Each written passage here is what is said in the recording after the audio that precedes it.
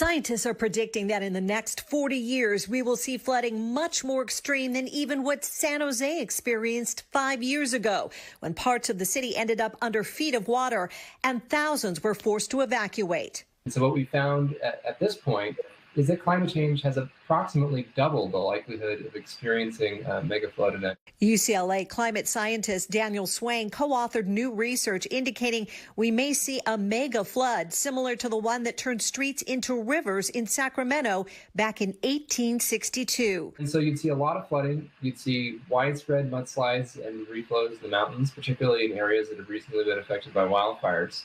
And you'd also see a lot of coastal flooding. Swain says the recent flooding in Death Valley is just a fraction of the damage we might experience in the future following weeks of heavy rains. Here in the Bay Area, they're already starting to prepare. We're looking at building setback levees, at building what we call flood walls or berms, either one, but that are set back and give the creeks more area where it would be allowed to flood. Other solutions include elevating houses, directing floodwater into parks, and restoring wetlands at the edge of the bay to cope with sea level rise.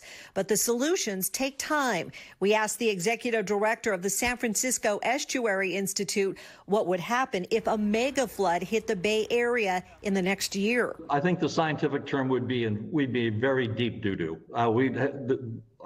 We're not fully prepared for a mega flood event. We would see enormous damage done to our airports, our freeways, our water treatment plants.